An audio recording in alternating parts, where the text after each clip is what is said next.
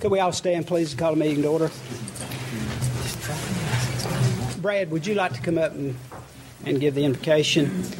Before he gets here, I would hope that everybody would keep their thoughts and prayers for the people in Boston, the Boston Marathon that happened yesterday. It would be most appreciative. Brad. Let's pray. Most gracious Heavenly Father, we're thankful for this beautiful day that you've given us to enjoy, and we're thankful for the many blessings you've bestowed upon us individually and as a community. We ask that you bless the proceedings of this meeting, that you bless those in attendance and those, our elected officials, that you give them guidance and wisdom and discernment in all that they do. We pray that you'd bless our community, watch over us, lead, guide, and direct us. And we pray especially for our brothers and sisters in Boston, and just ask your blessings on them. In Jesus' name, amen. Amen. Amen.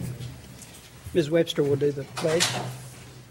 I pledge allegiance to the flag of the United States of America and to the republic for which it stands, one nation, under God, indivisible, with liberty and justice for all.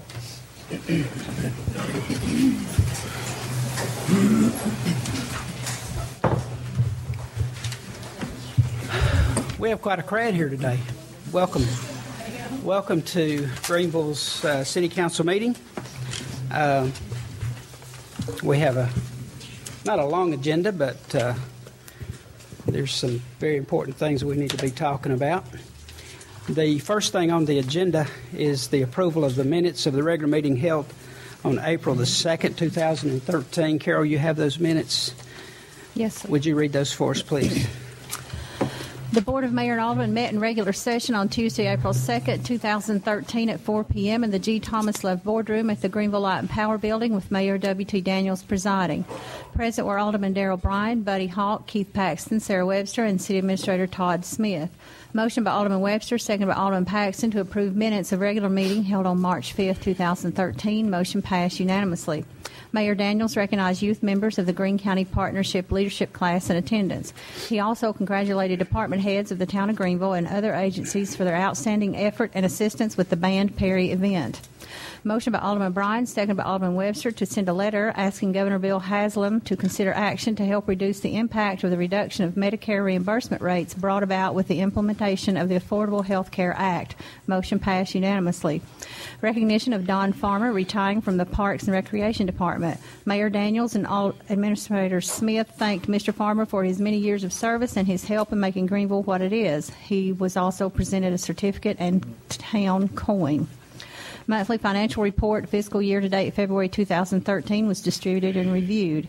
Motion by Alderman Bryan, second by Alderman Hawk, to approve an ordinance on first reading to amend ordinance number 1304, which establishes travel reimbursement regulations for town officials and town employees conducting official business. Clarification of the preference to use city-owned vehicles rather than personal vehicles for travel. Motion passed unanimously. Motion by Alderman Hawk, second by Alderman Webster, to approve an application for a taxi cab franchise for Candy's Cab, operated by Candy Hickman. Motion passed unanimously. Motion by Alderman Webster, second by Alderman Hawk, to approve an ordinance on first reading amending the Greeneville Municipal Code by adding Chapter 11 to Title 4, Property Maintenance Regulations, in order to reduce the hazards of fire, accidents, or other calamities, lack of ventilation, light, or sanitary facilities, or due to other conditions rendering such dwellings unsafe or unsanitary or dangerous or detrimental to the health, safety, and morals, or otherwise inimical to the welfare of the residents of the town, and providing for a penalty for enforcement. Building official Jeff Woods explained the change would allow the creation of a standards review board to hold hearings concerning properties deemed unfit for human occupancy. The board will be made up of 3 residents of Greene County whose members will not be compensated for meetings. The change would also allow the town to recover funds spent to clean up properties deemed unfit by assessing and filing a lien with the Greene County Register of Deeds, or by taking action through court for debt collection. Mr. Woods emphasized this is not an aesthetic ordinance, rather an ordinance to address health concerns and properties posing a danger to the public. Motion passed with Alderman Paxton abstaining. Administrator Todd Smith presented benchmarking data in the areas of benefits, building codes, finance, fire, planning, and zoning, police, property maintenance and refuse, The evaluation of Greenville's performance and that of other cities across Tennessee were compiled with the assistance of Municipal Technical Advisory Services. The data is broken down as services per 1,000 citizens so that large and small cities can compare costs and study their strengths and weakness. Andy Daniels, leader of the 2020 Vision Downtown Revitalization Action Group, presented a plan by the Heritage Alliance to close Depot Street June 8th for an event similar to an antique fair. George Blanks, president of the Greene County Heritage Trust, made a request to the board to consider an ordinance to allow the organization to sell alcohol at this event. He said this subject had been discussed at most of the 2020 Vision meetings. Discussion of how these sales would affect current downtown businesses serving alcohol and church-related issues led to the question of whether to proceed with drafting an ordinance. Motion by Alderman Webster, second by Alderman Hawk, to give Administrator Smith and City Attorney Ron Woods permission to proceed with drafting an ordinance to allow sales of alcoholic beverages at special events. Alderman Paxton and Alderman Bryan voted no. Mayor Daniels cast the tie-breaking vote for, and motion passed. Presentation by Ashley Head, dietitian at Laughlin Memorial Hospital, requesting the town of Greeneville become a part of the Let's Move campaign. This program is a one-day event held to involve parents and encourage children to help solve the problem of childhood obesity. Also in attendance were Jeannie Woolsey with the Greeneville City Schools and Valerie Walters with Greene County Schools. Motion by Alderman Webster, second by Alderman Bryan, to approve a resolution authorizing the town to make and sign an application for Economic Development Administration funds to assist in upgrades to the water infrastructure. The total estimated cost is $2,410,000, with the Water Commission using $1,205,000 from their general fund and $1,205,000 coming from grant funds. Motion passed unanimously. Motion by Alderman Bryan, second by Alderman Hawk, to approve a resolution scheduling a public hearing on the plan of services for the annexation of the Andy Hillier property. Motion passed unanimously. Motion by Alderman Bryan, second by Alderman Webster, to award 2013 Youth T-shirt, hat, visor bid for spring summer sports to Action Athletics of Kingsport, Tennessee. This was the only bid received. The total expenditure will not be over $8,000. Motion passed unanimously. Motion by Alderman Hawk, second by Alderman Paxton, to adjourn. Thank you, Carol. You've heard the minutes. Are there any additions or corrections to those minutes?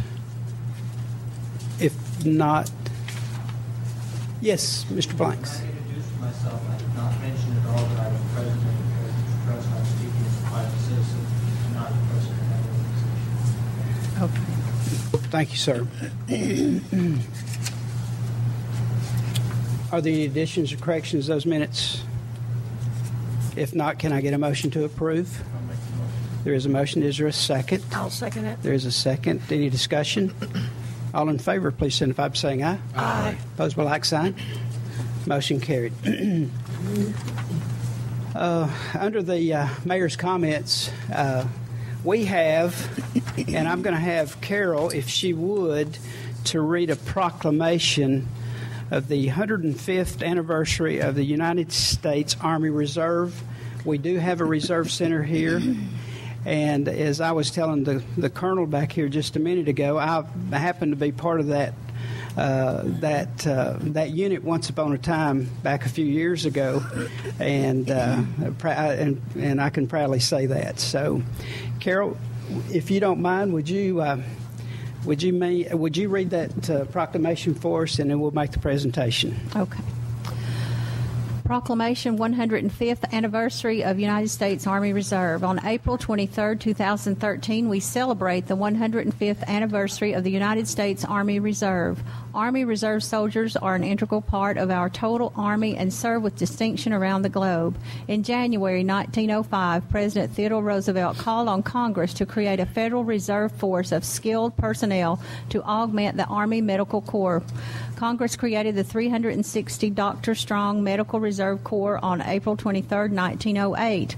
The Medical Reserve Corps became the U.S. Army Reserve, a force of over 200,000 soldiers with specialized capabilities in all military specialties.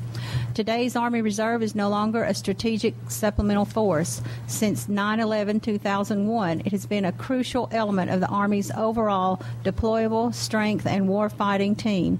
The Army Reserve provides integral support units and specific and essential functions as an element of the total operational force. The total Army doesn't go to war today without the support and participation of the Army Reserve soldiers. The Army Reserve's warrior citizens live and work in communities across Tennessee and the country. These soldiers are teachers, coaches, police officers, community leaders, students, doctors, nurses, and lawyers who bring their civilian skills and expertise to the total Army. More importantly, these Army Reserve soldiers are our neighbors and friends dedicated to our national security. Today, more than 10,000 Army Reserve soldiers are forward deployed in Afghanistan and 23 other countries. Over 3,100 Army Reserve soldiers are mobilized and are serving here in the United States. Today, 224 Tennessee Army Reserve soldiers are away from their families serving these missions around the globe. Congratulations and thanks to the Army Reserve on its 105th anniversary and to the 4,000 Army Reserve soldiers that serve here in Tennessee. Thank you, sir. Colonel, would you like to say anything? The floor is yours. I'd be honored to. Thank you. Mr. Mayor, Alderman, thank you for the opportunity, ladies and gentlemen. I have with me some fine young soldiers, fine young Americans who continue the tradition that we've had in East Tennessee since before the United States existed. And that's people who, when called upon, put down their plows, leave their jobs, leave their homes, pick up their weapons, and go in defense of us. For that, I am personally honored to have been one of them. I'm grateful to these people and honored to thank you for the recognition of their service to this nation and to us all. Thank you, sir. If you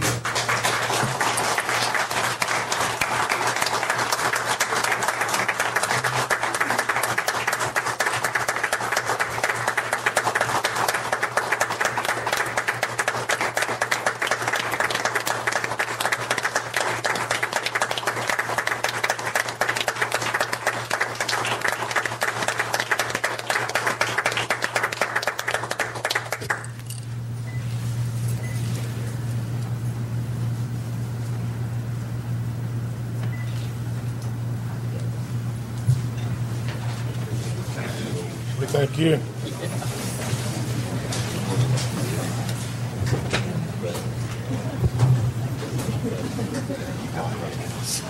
I see a green beret. That could be a movie, couldn't it? They're highly motivated. Triple volunteer trained killers. I'm married to one. Oh,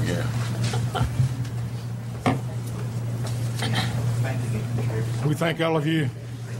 Thanks. Thank you. Thank you, sir. Thank you very much for what you do. Thank y'all for what you do. Thank you. I'm fond of green berets. I will.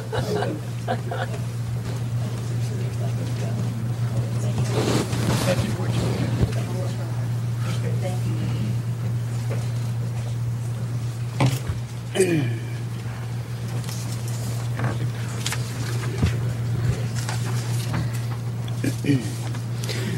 I want to thank everybody for being here today to be part of this this celebration. I think we have a lot to owe to these gentlemen, our armed forces, and I feel privileged. I know that Todd, our administrator, is part of an organization in Knoxville who is he is a ranking major in that organization. And could I just say something? You certainly may. About that, and that is I want to say thank you on behalf of the employees with the town of Greeneville who are reservists and guards, members of the National Guard, who have the ability to go out and serve their country. You know, it's 1 weekend a month, and they say 2 weeks a year, but I don't think you'll find any reserve or guard unit probably that's doing just 2 weeks a year because they're getting deployed quite a bit. So just from a perspective of a member of the Guard and Reserves, I want to say thank you to the town of Greeneville, to the Board of Mayor and Aldermen for letting us do that. Frankly, it's a sacrifice to the town to let us go and be away for a week or two. So it's a big thank you for us as members of the Guard Reserve that we have an employer who understands and appreciates the fact that we get to go do that. So thank you. You're quite welcome. Under the mayor's comments, also, I would like to, and I'm sure that that's the reason that we have an unusual large crowd with us today, because normally we don't. It's unfortunate, but we don't. And I'm sure that the reason that we're here is actually, or the reason that some folks are here, is something that involves what we talked about at our last meeting. It's not on the agenda today. We have no speakers because we have a process in order to speak. But I merely say this. That is not on the agenda. That particular item is off the table. Sir, you're talking to the voters to put you in. You're saying that we can't talk about something. Excuse me. That's not necessary. That's not necessary. That is not necessary. What I'm saying is that particular item is no longer on the table. Why isn't it, sir? Because we've removed that item. I am not going to use this particular, what you're here for, to divide this community. No, you're doing it already by yourself, sir. And these cousins. It's, please, let's show a little respect, okay? I am sure. Please. Sir. Trust me, sir. Okay. I'm just telling you to show a little respect. What I'm saying here today is that particular item is no longer on the table. We have removed that item from the table, and I'm going to leave it at that. So I understand where you all are coming from. We're not going to use this particular item to divide this community. You already have, sir. No, I haven't. We haven't moved on anything. Well, when are you going to move on it so we can talk about it? There'll be, Lynn, would you, please, would you like to speak? If that be the case, then is it a done deal? Pretty much so. We'll ask you to go ahead and there's nothing that can be said to change. It's not a done deal. In other words, what I'm saying, Lynn, is that this is no longer on the table. We are not going to consider this. But what I'm saying is it's going to go ahead June the 8th. No. I am 100%. I'm telling you that this will not be an issue on June the 8th. So there's no fear? None. So, Zilch. Zero. Well, the event, I'm sure. The event. Well, the event will still be. Let me explain. The event is going to happen. It will happen, but there will not be any alcohol. Does that answer your question? No, sir. That's okay. Thank you so much. Thank y'all. When people bring ideas and discussions to the board, everybody has ideas. They bring it in, we listen. If we don't do that, then we don't need to be here. Thank y'all. Appreciate you. I just want clarification. You have it. You're saying up here will not be sold in Shoots I'm not going to say ever. I'm not going to say ever. at this time. At this time, no, absolutely not. That's it, sir. Does that satisfy you? That's it. Thank you so much. Could I have one more question? Sure. I grew up with this guy right here, so I'm not going to tell it. I understand that if that comes to pass, that there will have to be a change of rules or amendments. Absolutely. Absolutely. And you will know about it. And how will that process be? Well, anything that's brought to the city council, it's all in the public. It would require a change of our ordinance. That requires 2 readings, so it'd have to go through 2 readings, 2 public hearings, and it would be in a public meeting just like this. So it would be an open and public process. At that time, whoever would be could speak. Sure. Absolutely. Let me tell you the way the process works, okay? And we created this not we basically followed other people, what they do, such as the school board, such as the county commission. If you want to speak, you get on the agenda, because we have to have order. You have a 3-minute speaking rule, so to speak. You're more than welcome to come to the podium. And that's the way it works. We're going to have order. Certainly. I know this guy, too. Yeah. We understand that a lawyer had already been hired to rewrite the ordinance. No, we don't have an ordinance. One reading had already been passed. No, that's not. No, that would have to go through 2 readings if that were to happen. Okay. And let me say this. It's right there in front of you. If a person wants to come to these board meetings, it's right there. You know about it. It's in the paper. The agendas are in the paper. What else are you going to do?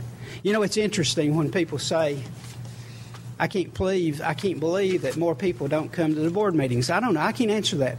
When we went through, in the last 2.5 years, when we went through the change in our form of government, we had meetings, we had work sessions, we had public hearings, it's amazing how many meetings we had. Nobody bothered to come. And it's really kind of a shame, Lynn. It really is. But I guess in a way, kind of the way I look at it, if nobody comes to the meetings that are interested enough to come, maybe they're happy. I don't know. You know, it just, for instance, in the last election, we're going to have an election come the first Tuesday in June.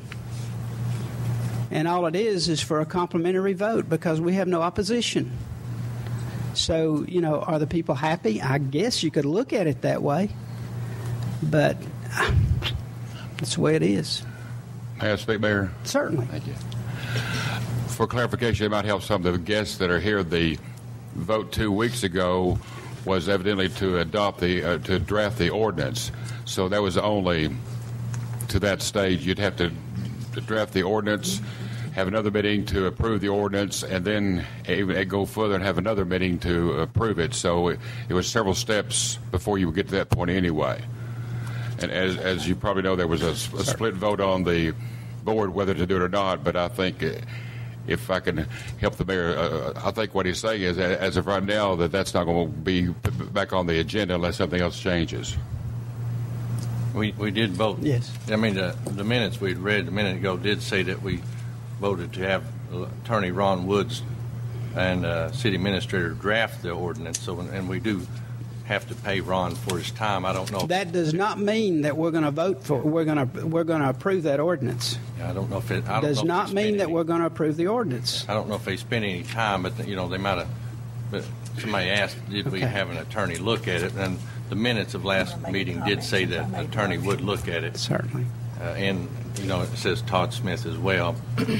I mean, it's there in the minutes. We read it a few minutes ago. Carol read it. And, you know, whether he's looked at it or not, you know, I don't know. Might have waited. But also the attorney is on retainer, just so you'll know. So until he spends so much time, there's no extra money that's expended. That's so and Todd would know how much time was spent on that. I say there was not much time spent on it if I was guessing. No, there wasn't. I mean, we looked at other communities and what they did, but you know, it was. We don't have, frankly, we don't have the ordinance ready for you today. That's part of the reason why it's not on the agenda, other than what the mayor said. So we didn't spend a whole lot of time on it. As far as I'm concerned, it's over. So, anyways, Ms. Webster. I would like to make a comment. I'm the person who made the motion that the town's attorney be allowed to draft an ordinance.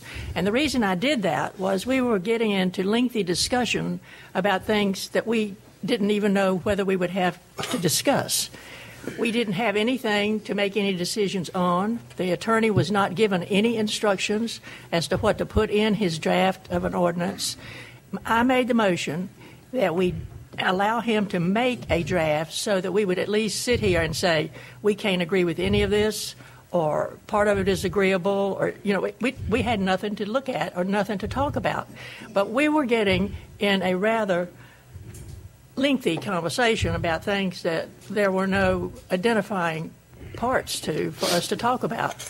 It didn't come out in the paper that I made the comment that I was making the motion, so we would have something that we could talk about and either vote up or vote down. So I've been accused of making the motion and pushing the motion and all that kind of stuff. That's kind of how these things what I work. wanted to do was have something that we could say this is not agreeable or this is. Did you have something you'd like to say? First of all, if a young person goes in and they taste this stuff, that's the start. Now, my son drank alcohol. He got killed, 39 years old, in a car wreck. I've seen many of people get killed in car wrecks because of alcohol. We should take this to heart and think about it. You all probably got children or grandchildren or somebody that you care about. So why are we even talking about trying to serve liquor? Appreciate your comments. Well taken. Lynn, did you have something else you want to say, sir? And then I'm going to cut it off. You had one more question a minute ago. You said you had one more question a minute ago. You've been thinking. You brought me to the ordinance. How long has this ordinance been on the books? The one that we have now? The one we have now. Terry, do you know? It's probably 53 if it goes back in there. I mean, there's probably been a few modifications. I think the last modification was to when they could make beer sales downtown. And I think that's been about the last. I mean, the one, like for the north. And I think other than that, they've pretty well been on the books since back in the 30s. Yeah. I think there may have been some changes made to it. I think maybe when the hotel was being redone, I think there was some changes made because of distances. Yeah. But I'm not. Let me say this. If you think that there's a lot of consumption in downtown Greeneville now, I grew up in downtown. We lived in a fire hall right down there. My dad was a fireman. We lived upstairs in an apartment. And if you think there's a lot of consumption in downtown Greeneville, you should have been around in the 50s and 60s and early 70s, because there was a beer joint on every corner. Chief, how many would you say that there was? I've been working here a long time. I mean, that used to be a fun time when we get to work Depot Street. So anyway, I just want to say, but we do appreciate y'all being here. If we were to do something, you would be the first to know. But as far as we're concerned, as far as I'm concerned, it's off the table. So anyway, we do thank you for being. Yes, ma'am. Was it on last month's agenda when that was brought up? I'm sorry. Was it on last month's agenda when that was brought up? Yes, it was. Yes, it was. We do not have a hidden agenda. I'll promise you that. It was in the presentation of the 2020 vision. It was, and it was on the agenda. That function. Yes. That was what we voted on. Yes, to have the Or function. not. There will be a function. Yeah, on, that's what we were talking there will be a function on June the 8th, and there will be ice cream and apple pie. So, do what? What? Sounds yummy. There you go. It does sound yummy. This. Okay, but we do thank y'all for being here. Okay, let's move on to our agenda. The first item is item number 5. This is the second reading. Consideration of an ordinance on second and final reading to amend the ordinance on number 1304, which established travel reimbursement regulations for the town officials and the town employees conducting official business. I'll make a motion. There is a motion. Is there a second? I'll second it. There is a second. Any discussion?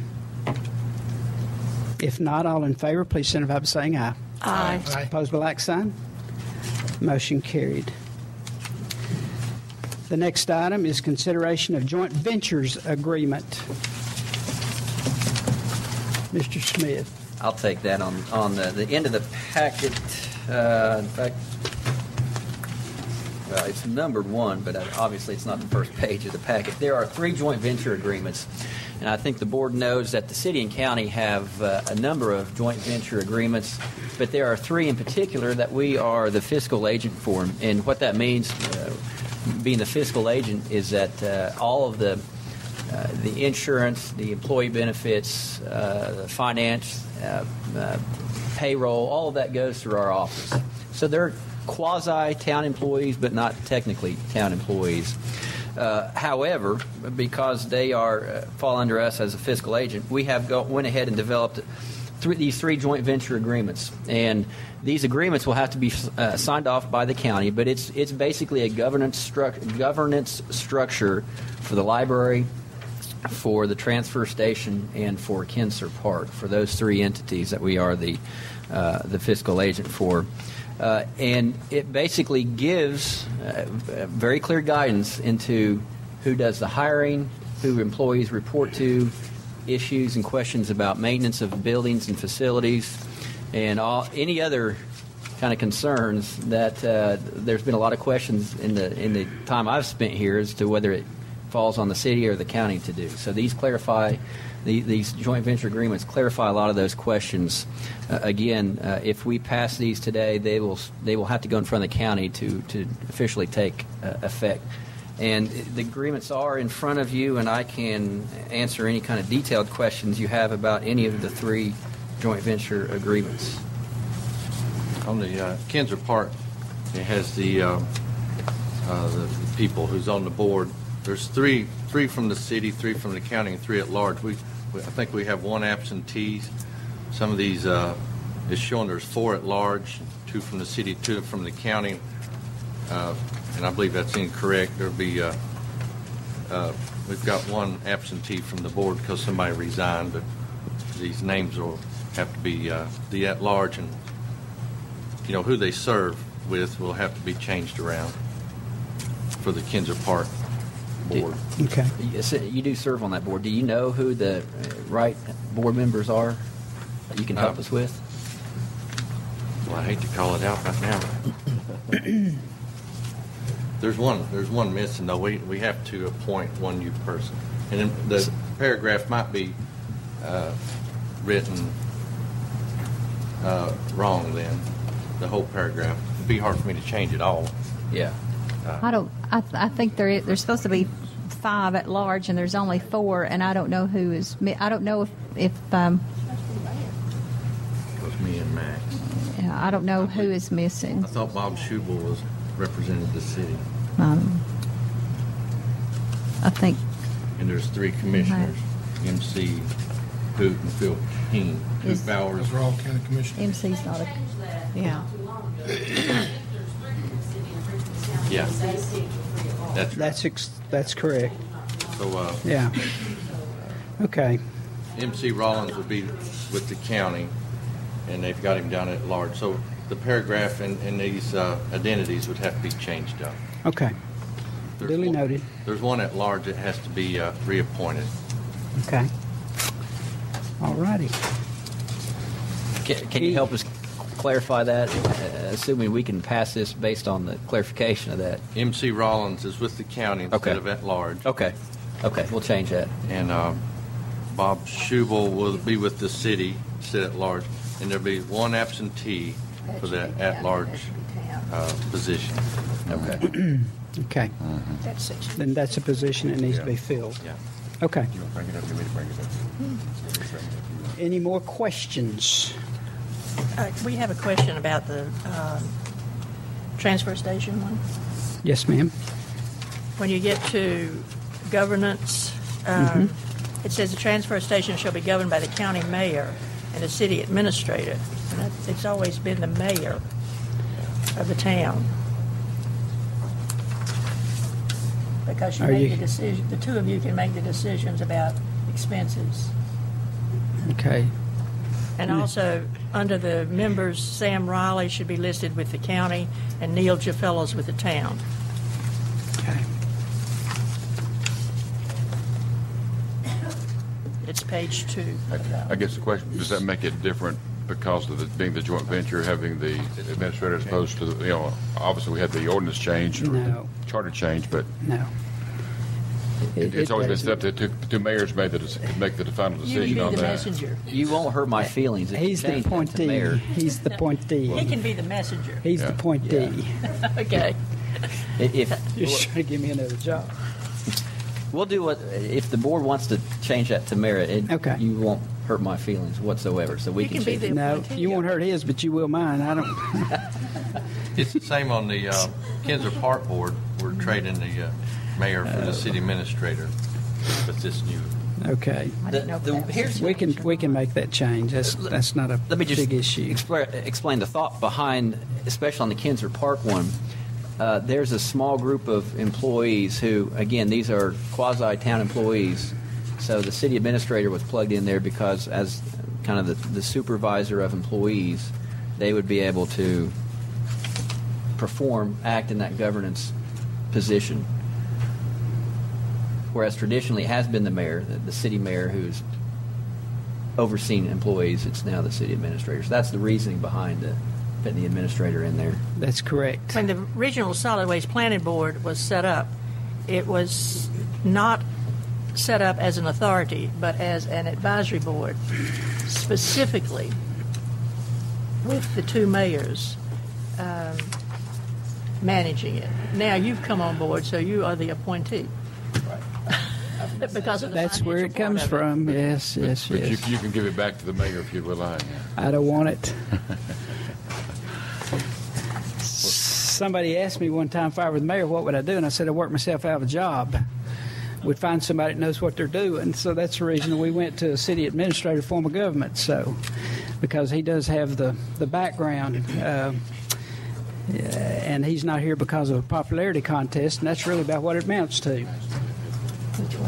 It's a popularity contest. And we went through all that when we changed our form of government. So, but anyway, those we can make those corrections or changes. So am I hearing that the board wants to keep mayor in that role under governance? I think it's a question. I mean, the one on the Kinzer Park, should we run it before the park board? I don't know. I mean, you say that we should have you there to supervise the employees, but I can't speak for the whole board because we always vote, on items.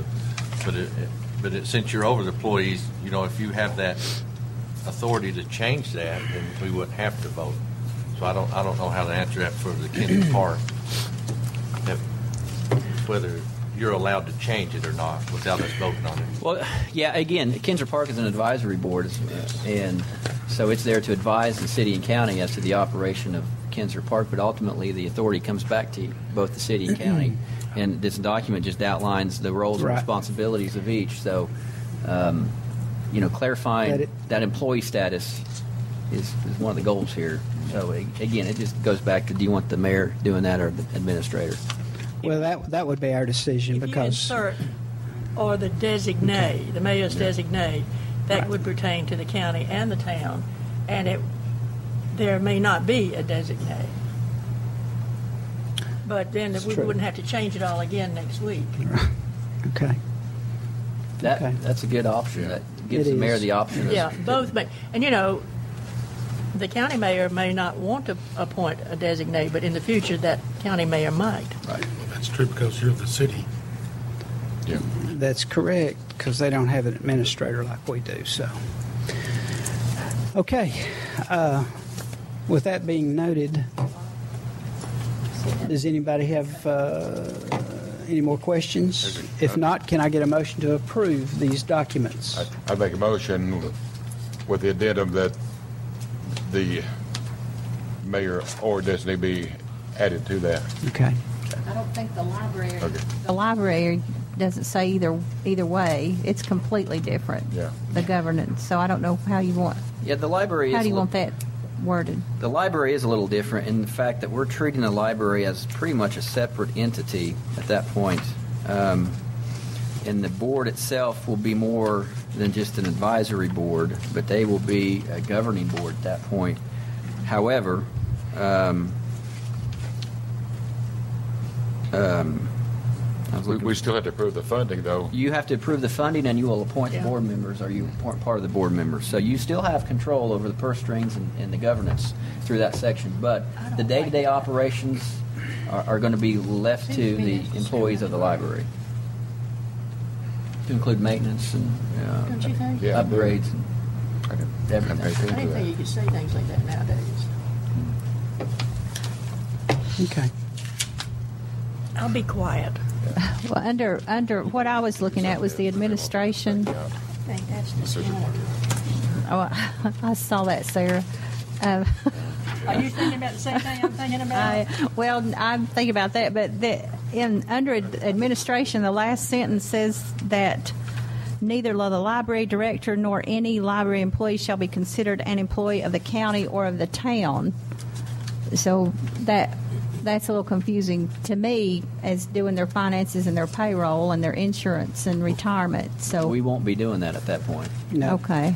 We won't. So that's going away? Yes. Okay. Yes. I guess basically what we're talking about is these organizations would be in charge of their own destiny. And is that correct, Mr. Smith? Basically, Yes, what is. we're trying to accomplish is that they would be in charge of their own destiny, and of course, they still have to answer to the commission and to the city council. Yes, that's correct. I don't like that. That right there, Yeah. that needs to be You removed. could have 5 men. What's wrong with that? Well, what's wrong with having 5 women? Okay. I think they put some bold wording in here. Okay. Discriminating. Well, the intent is to Against men and diversify women. the board.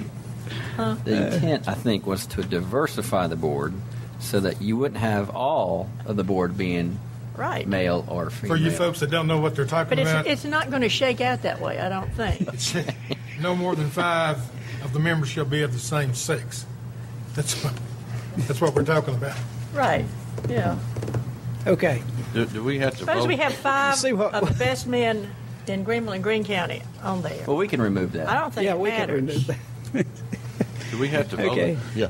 To remove the library from payroll? Or does the library You board wanna have be on to the vote library on board. it? I would move that we table this till we get some things for clarification, because I don't think we have to do this today anyway. I mean, it's not a. Why don't we send it back to make sure everything's like we want it before we. Very good. Very good. Let me summarize. There's some verbiage about the makeup of the board of the library that we probably want to remove. There's verbiage about the mayor or designee we probably want to add in there. And then there's the question, and maybe you can give me some guidance. There's a question about the library part of it. Our intent is to make the library more of a separate entity that is outside of the overall realm of city and county. Is that where the board is leading? In other words, we would be less and less of a fiscal agent for the library at that point. They would literally be in charge of their own destiny. Correct. And they would run the library. I mean, after all, Mr. Hawk is the chairman of the library. I'm sorry? That's what they do. That's what they do anyway, so it just... Well, I would like to withdraw my motion and have it brought back in next meeting. Very good, very good. I mean, after all, this has only been going on for what? How many years? Forever. I mean, these joint ventures, I'm telling you, Well, it's... and they get confusing. Gosh. We've got all kinds of... We've got joint ventures with a lot of different organizations, especially with the county, and, well, we all know how the county operates. No, I'm just kidding. I'm just kidding. Anyway, okay. There is a motion that we table this and bring it back. Is that what you're saying, I am. sir? Is there a second to that? I'll second that. There is a second. Any more discussion? All in favor, please signify by saying aye. Aye. Opposed by like sign. Motion carried. Y'all can see how much fun we have. Sometimes. Maybe they'll come back. That's right. We're just doing That's it so right. you'll come back. Okay. Yeah. Do what? If you get on the agenda, you can ask all you want to for Yeah, minutes. that's right. You're talking about all these advisory boards. I think Yeah. the mayors are all ex officio members of these boards. Yeah. Is that correct? So he can make his designate. Unless we change it. Okay. Let's move on to the next item. Jeff, you're up. Consideration of an ordinance on the second and final reading, amending the Greeneville Municipal Code by adding Chapter 11 to Title 4 Property Maintenance Regulations in order to reduce the hazard of fire accidents and other calamities, lack of ventilation, light, or sanitary facilities, or due to other conditions rendering such dwellings unsafe, unsanitary, or dangerous, or detrimental to the health, safety, morals, and other, I can't pronounce that word, to the welfare of the residents of the town, and providing for a penalty for enforcement. Jeff.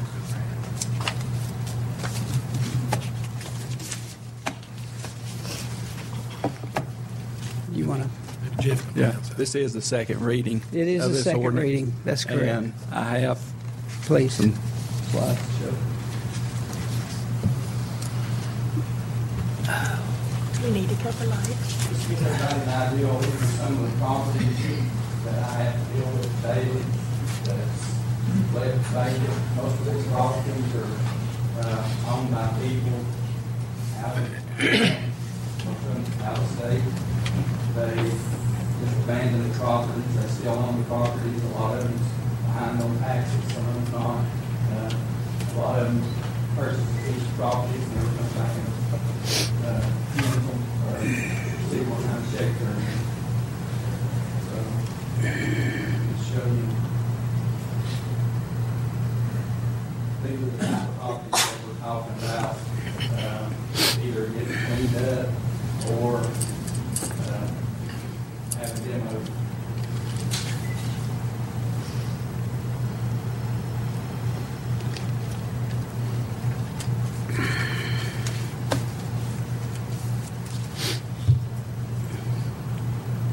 I get calls basically daily on these properties, asking us what we're going to do to clean these properties up. The questions always asked me is, would I want to live inside this property in this type of shape?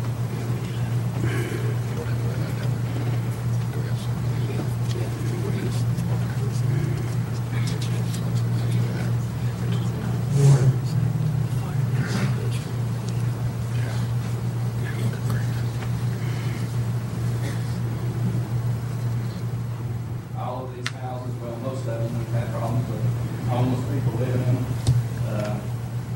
drugs being filled out of these houses. We had a vacant home that's been set vacant for several years that the fire chief can speak of. They just saw a fire in it. You want to say something about that? Yes. As the fire department goes, we're very much so in support of this maintenance code because, as you can see from the pictures of these properties and some of the supports on the porches and stuff, a lot of vagrants and a lot of people find their way into these, vandals find their way into these homes. They set them on fire, either accidentally or unintentionally or intentionally, which causes a grave concern for the safety of our firefighters. We typically do not go interior on these type of houses at all, and not going to put our firefighters at risk. A couple of weeks ago, we had one such fire on West Spartan Ridge, which actually resulted in the house was fully engulfed in flames when we arrived, and it had not been tended for years. The subsequent fire caused 9 fiber optic cables from Comcast Cable to burn in 2 that were going over their house. They have a transfer station of data and receiving point at that location, and it actually caused the loss of cable TV service in this entire region, in Southwest Virginia and into North Carolina. And that house is probably not worth, or was not worth, $4,000 or $5,000, and it cost literally hundreds of thousands, if not millions of dollars in loss just by that structure fire. So we are very much so in support of this property maintenance code because of issues like this and because of the firefighter safety issues. So this is my recommendation to the board that we pass this property maintenance code. Thank you, Jeff. I'll make a motion. There is a motion. Is there a second? There is a second. Any discussion? I was wondering if we could, any way we could set it that at first it's used for the the abandoned homes only and not for homes being used, for families. I know the pictures show more than what. I mean, if you take each one of these line items that this represents, your lighting, your ventilations, lack of ventilations in a bathroom and stuff, if you take each one of these, it could come into anybody's home. I like it to be used up front for discarded homes. Let me just suggest this in answer to that question, that this ordinance is all about folks living in those homes. In other words, they're the ones at most risk for mold, for ventilation issues, for these health issues we're trying to cover. So I think that detracts from the whole intent, and that is to make sure that this ordinance provides for the safety of our citizens. We don't want them living in a structure like that. So if somebody's living in that structure on there, we couldn't enforce it. I don't think that's a good idea. I think all of them I've seen, none of them had windows. I mean, the ones that was showed to us, none of them had windows at all. But if you use this code itself, it's a maintenance code. It goes above and beyond. The government can't make the people be safe. We're not big enough. The thing about what would happen, the reason we never done this before with our property codes, that goes in and says you have to mow your yards, cut the trees, pick up trash. If you tear down a house, on average, it was $10,000 to tear it down. In the land on some of these lots, if you sold it to get your money back, it's only worth $2,000 or $3,000. And then your lawyer fee in court and everything, we could lose $10,000 per house. 20 houses, $200,000. We could go broke if we don't use it just for a certain clean things up rather than try to make people safe. I think that's where we have to rely on the execution of this ordinance. In other words, we don't have the resources. Jeff doesn't have the time or opportunity to do everything or the money to do everything. That's part of this what we're talking about. It's the cost to the city. And life safety. I mean, if it costs the town $10,000 to take care of a property like this and tear it down, do we want to say, are we worried about recouping our money? There could be a life lost in that house tonight because there's no smoke detectors and the conditions that it's in. So I think we need to look at the fact that in this ordinance, a provision is made to set up a committee of 3 people. If it is determined that the house is unsafe and cannot be brought up to a safety standard that this ordinance requires, then there is a way to appeal that, and it's these 3 independent people who are not paid. Correct. But have expertise on maintenance of homes or properties, whether it's a house or a business. So we're not talking about the individual person has to get a lawyer and go to court and all that. We're talking about this volunteer committee that will be making a decision if they wish to address it. If the property owner wishes to address the decision that's made. And they can handle all appeals. This is handle all the appeals. Yes, they handle. That's exactly right. They handle all the appeals. There is an avenue if somebody's not happy with, then they can always appeal it to that board. What we're talking about, and as you notice those pictures up there, and I had Jeff to put that on the board right there because I wanted everybody to know what we're dealing with. Most of these, all of these structures here have nobody living in them. But we get calls after calls. Debbie Smith, the environmentalist, has calls every day reaching out for the city to do something about these structures. And what we're looking at is structures that are unfit for human habitation. We had a situation where I could get the chief to speak to this, but I'm not going to. We had a situation where a guy was allowed to live in a storage building. And he died there, and he was dead for about 6-7 days. And he was discovered. Well, we all know that is unlawful. Those storage buildings are built for stuff, not a human being to live in. And it wasn't a very pretty picture. But the guy was receiving rental fees off of that storage building. This is what we're talking about.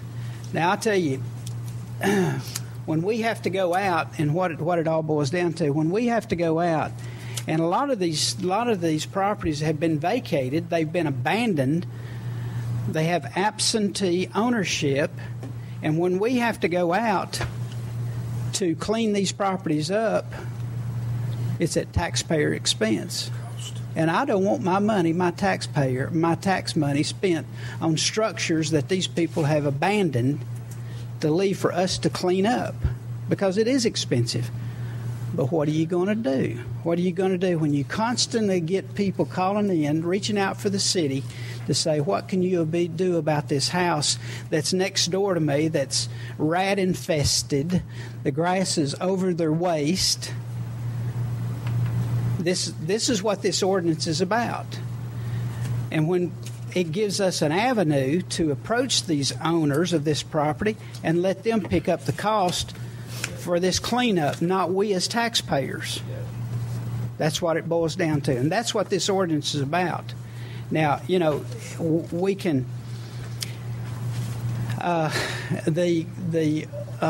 The structure would mean, and Alderman Webster made a good point there. We have a committee of volunteers that know how to look at these situations to determine whether or not that building is fixable or it needs to be torn down.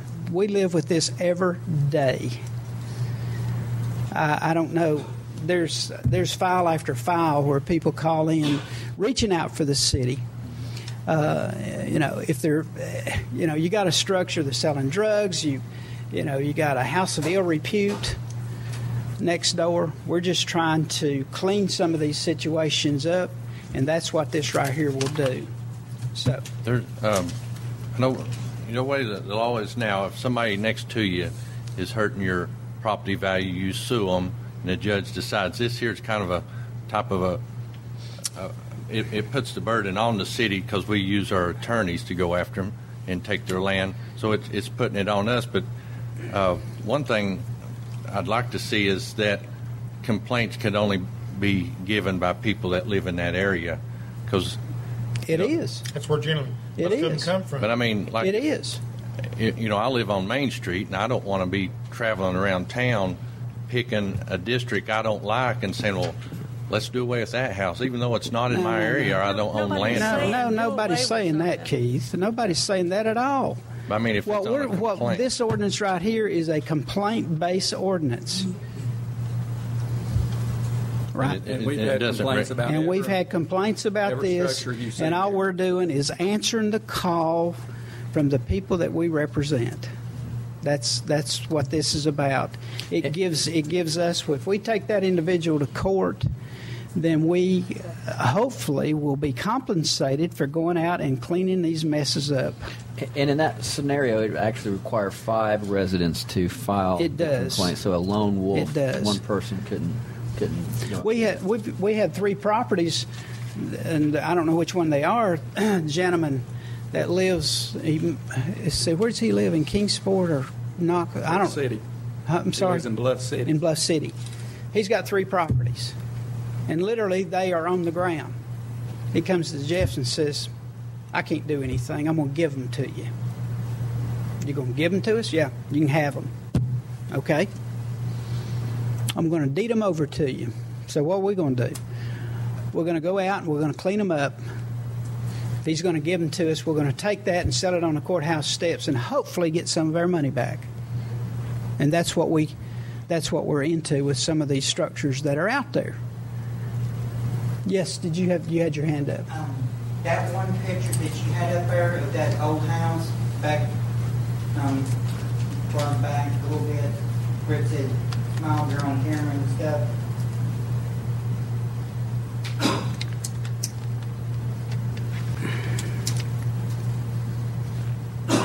That's it right there. I know where it's at. It's been like it for owns that. They're fixing it up right now.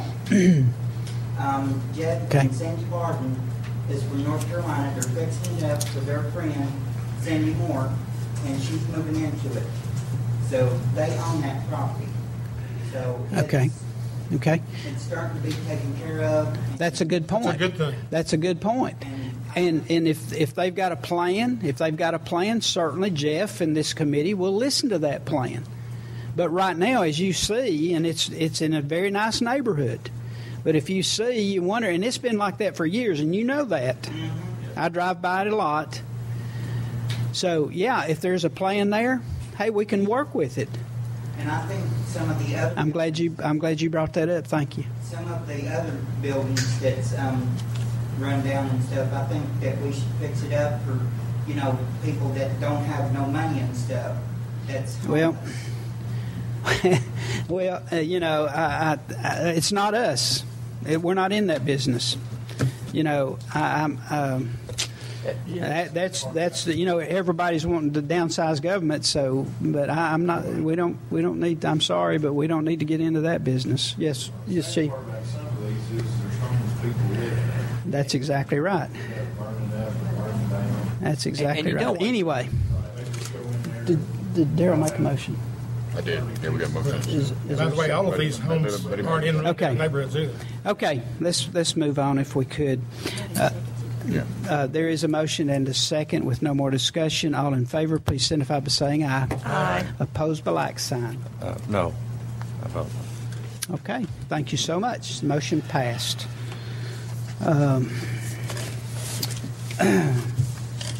The next item number 8, is consideration of an agreement with U.S. Nitrogen, LLC, Chief. It's 9. I'm sorry? It's 9, not 8. 8. Okay. I don't have my glasses on. Chief, folks? Yes, I think Amy sent you all the information on the agreement. Y'all have had it, and I've spoken individually, I think, with every one of you about the agreement. It's basically an agreement to where we would respond in a automatic aid fashion with the Midway Fire Department to the facility off of Pottertown Road for U.S. Nitrogen. That response would be... speak into the microphone. That response, for the most part, would be hazardous materials response and a fire engine response to support the hazardous materials operation and to support anything that Midway Fire Department needed. It's not a lot different from our contracts that we enter with either residential or commercial entities within a 4-mile band of the city, but it's providing those services from us. In exchange for that, we are going to do a lot of joint training. They're going to offer some training opportunities with U.S. Nitrogen, as well as they have agreed to construct a training facility for the Greeneville Fire Department that's going to be utilized by us, the Greeneville Police Department, our regional recruit training school for the Fire Academy from the Northeast Tennessee Fire Chiefs Association, et cetera. It's, essentially it's kind of a give and take. We respond to their facility when needed, and they're in turn going to facilitate the construction of a training facility for us. And I do not see us going down there an incredible amount. Everything that I have witnessed with that company, we've actually been in conversation with them before they ever decided to build here. They called and asked us a lot of questions about our capabilities. Everything that I've seen from that company, they are very concerned with safety. They are very concerned with making sure they have all the right measures in place, and this response is a significant part of that. Okay. And most importantly, this requires $0 of investment from the town. Yeah, it's $0 investment from us, and the other implication for us is when we were last reviewed by the Insurance Service Office, we had the old section of Laughlin Hospital that was still there that we used as a drill facility, and we garnered credit from ISO as a drill facility. There's 3 areas of training facility-wise that we get credit for. A drill facility, which is a structure 3 stories or taller that we can utilize to perform drill functions in. A burn facility to where we can do Class A burns or clean wood material type burns. and then having at least 2 acres of training ground. And of course, in the past with that facility we had at Laughlin, we did not do live burns in there because it was not capable of it, and we did not have a total of 2 acres of a training ground. This facility, as it stands to be constructed, would have the 2 acres. It would have a burn facility and the drill tower. I would also like to say appreciation to Bill Carroll and the Greeneville Light and Power for their willingness to work with us on property. This would actually be located off of Baileyton Highway, kind of behind their operations center. It would not, there's no neighbors that it would affect as far as anybody living very close to the facility whatsoever. And if we had somebody close, it would not be that big of a matter because we are burning clean wood type of materials, but it's very, very isolated where it's located, and it's very usable land that they have owned for years that they are somewhat excited about us being on. Just 2 points. If there's a hazardous material situation, we're going to be called anyhow. Yeah, we're going to be called. The thing that this does for us is it's basically going to do away with a 10 to 15 minute delay in us responding to that facility. We'll be on the initial alarm. Yes. We need. We had a discussion, but we need to make sure that there's at the end of it that it shows that we're going to be reimbursed, because occasionally on a hazmat issue, there's been problems with money being dispersed back to the town, so we need to make sure that we're covered on that event. And it is, the agreement doesn't even address reimbursement rates, so reimbursement rates aren't touched. So we're under normal operations for reimbursement rates. Under hazardous materials, we follow the federal law, which basically states, and we would even do that for either a transportation accident within the city limits or a fixed facility within the city limits. If we have above, a huge issue above a normal issue, and that's the only way that we would go after reimbursement typically, especially on a city-owned property or somebody that's here in the city.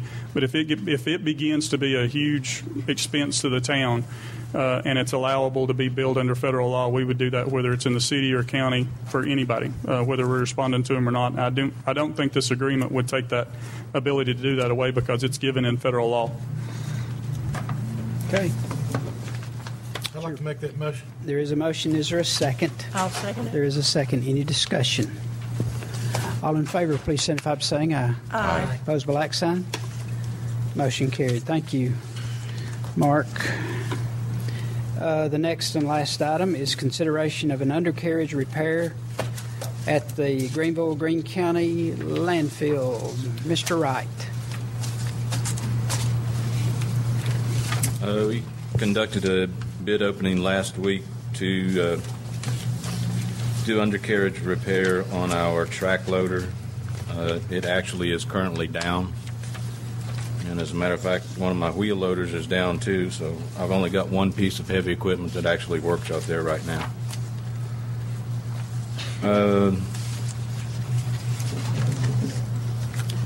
The low bid was from Heavy Quip out of Knoxville at $20,841.06. And we are currently renting a track loader to take the place of the track loader that is down. So I'm asking that this be done. The sprockets are completely worn out. Idlers are worn out. The pads or the tracks are completely worn out. So it's something that we need to get done. Okay, very good. Right now, you are leasing a piece of equipment that fills the void, right? Or renting. Or renting, yes. Leasing. Right. Close to $5,200 a month. How much is it? $5,200 a month. It would be my recommendation. As everybody knows, I think there's a lot of we're looking at a lot of options for our transfer station and our public, our solid waste program in general. And I don't think the two mayors have been designated the folks to make the decision on where we go with our solid waste program. I don't think we're at a point where we know for sure where we're going. I think in the next couple of weeks we'll have a better idea of where this is going. But frankly, I don't think it would be a good investment to put in $20,000 into a piece of equipment we may not be using in a couple of months. We don't know. So what I would suggest is that we continue to lease the equipment, and then depending on what direction we're going with the transfer station, then we can go back and fix that piece of equipment. But Zip needs something. He needs to do something. So I think we ought to continue leasing something until we can make a decision. Okay. I'll make a motion to continue to lease. Okay. There is a motion. Is there a second? I'll second it. Everybody did understand the motion. Any discussion? All in favor, please signify by saying aye. Aye. Opposed by like sign. Thank you, Zip. Mr. Mayor, can I just follow up on a related issue, and it relates to the joint venture agreement. The county has approached us about talking about the solid waste program of one of the options that we were looking at, and I think we're going to have to do this no matter what, of buying some equipment, whether we do the solid waste pickup ourselves or whether we contract that with somebody else. We're going to probably need some new equipment. The county has requested $1 million out of the reserve funds to invest into their equipment, and I think it's our intent to probably use $1 million to invest in our equipment, which we're going to need.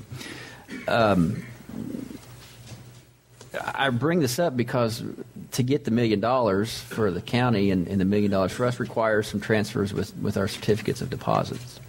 So I'm asking the board: do you want to take an official stance? Do you want to give us an official direction on getting this $1 million or $2 million out? Or how do you want us to direct us in getting this money out? I thought that was a super fund in case there's a toxic waste leak in one of the two landfills that we're using. It was a super fund to do the cleanup, and we voted to keep $4 million in there. It's not a no, we didn't. Keith, if we had a Superfund incident out there, we would just have a drop in the bucket. Yeah. If we have a Superfund incident at any time, it's going to be very difficult to deal with. But we do not have in that reserve fund what would be adequate to take care of it. No, recommendation was always $4 million to be left in it. No, we need. That's not enough to do anything that would need to be done. Well, that would leave $1.5 million in there, right. Or $2 million. And I think the recommended amount to be in there is $1.5. Before we grant money, I'd like to see on paper what we're talking about as far as equipment. I mean, as far as being over the budget. I mean, no matter what, we need to see what we're talking. Just to say you could have $1 million, I would be opposed to that. But I would like to see what equipment they're talking about, and something in paper. And I realize the county's wanting it pretty quickly, but even for the county, I'd want to see whether we're going to be spending it for before I would vote for spending that kind of money right now, or giving that money to them. And Carol, you can correct me if I'm wrong. We have a window to get this money. Otherwise, we potentially face a penalty. Is that correct? Well, actually, no. I think we worked out a way that we could do some transfers in our investment account and not have any penalties. But the penalty, if I recall, most of that money is on 1% or less than 1%. So we're not talking about a lot of money anyway, are we? Yeah, but I don't like getting penalties. Well, at all. But I don't want to spend $1 million that we don't have to spend. But can we not get a proposal? I mean, before we do that, and maybe it goes back to Sarah's, whatever, but somebody needs to, I think, come forth with what equipment we're needing and all that type of thing. If Zip might have a list or whatever, but whoever the part of it will depend on what we decide to do. And Todd is indicating that within a couple of weeks we may know what the recommendation is. I would like to address the amount of money that needs to remain in that reserve fund.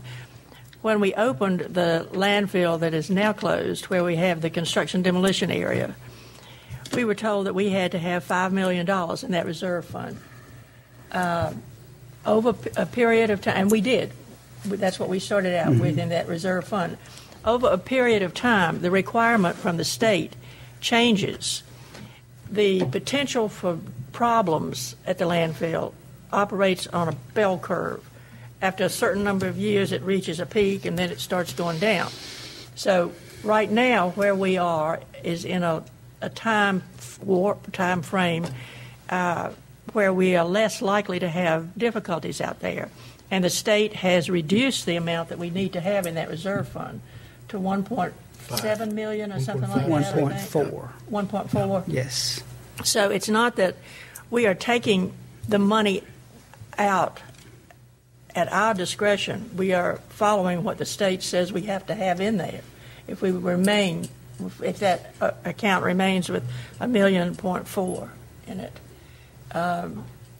But again, if there is a Superfund situation out there, we have got. I don't know where we'll go.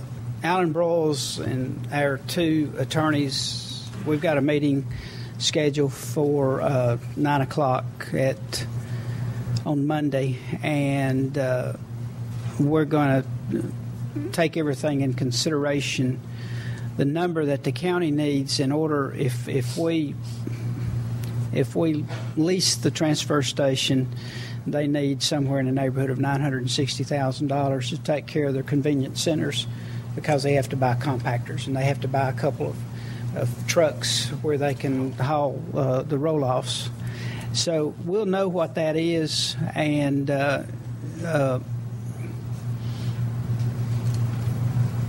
that's really about all I know about it right now. But there is $4 million. We set aside, I believe we've already pulled out, Carol, correct me if I'm wrong, but we've already basically pulled out $1 million out of that fund balance to use for the upgrades. But that has all changed now. What? Out of the fund balance. Of the landfill fund balance? Yes. Wasn't that the recommendation from the Solid Waste Board? But see, that's the Solid Waste Board, and I need a recommendation from this board. So, no, there's not been any money moved anywhere for anything. I was thinking that we pulled $1 million out of it. They approved it to be done, but it hasn't been done yet. Okay. Because we don't know what we're going to need. Yeah. Right. Well, this decision is made. Here again with Brad and Zip and we just got to come together and make a decision on what we're going to do, because as we all know that we've been operating under a deficit for a long time. Unfortunately, the revenues do not take care of the expenses, and so we've got to do something to take care of that, and that's what we intend to do. That's what it's all about, because we've had a deficit there. We've been pulling on that fund balance for the last $500,000 a year. $500,000. That's a deficit. We can't continue to do that. That fund balance is down to $4 million. So if we continue to do that, we're going to be broke, and we're not. We're not there yet. So I don't want to scare anybody, but it's something that that can certainly be fixed. I think the push right now, the critical time frame is the county says they're going to start hauling 1st of July. That's their time frame. Right, and that's what we have to deal with. But right now we've been offered from the very company that we signed the agreement with that they could manage the whole thing. So if you look at what they're offering, and that's what we're going to take into consideration, and that's going to alleviate the deficit that we've been facing for the last 5 or 6 years. So anyway, so we won't release $1 million, I guess, until we know some more information. We need more information. Okay. No, right. Well, you'll have it. The county takes $1 million You'll have it. to buy equipment. We're going to have $1 million to buy equipment. So that's that million. Well, I told Alan Broyles jokingly, I said, if y'all take $1 million out of that fund balance, we're going to take $1 million out of the fund balance, because it's 50-50, whether we need it or not. It's the $1 million that we've already recommended that we take out. That's correct. That we would be taking That's where out I was for coming the towns from. that use. That's right. Okay. I'm going to watch you. I had something. You had skipped the monthly financial report. It was number 5. Well, actually, it wasn't on the agenda because that's on the quarter, and we did that last month. But you did have a report there of the finance statement. And I would say after March, if you look, and of course everybody's, it depends on how the bills come in, but I guess you might say we're in pretty good shape for the shape we're in, because I think our revenue has if you look at that, our revenue has caught up year end, so we're, I think, $8,400 ahead of last year. So, and we did plan a little increase from last year, and so we are. And state revenues are up too, I think. I don't know about the state, but I know I was just thinking about ours. That's what I'm concerned about. If you can get it, Todd. I'm sorry. If you can get that money. Get it. Okay. All righty. Motion to adjourn. But anyway, you have that in your packet there. Okay. If there's nothing else, can I get a motion to adjourn? Invite these people to come back. Absolutely. Well, I'll make the Lee's going to bring them back. You get There is a a lot motion of to- questions between now and the next time. There is a motion to adjourn. Thank you all for being here. We're adjourned.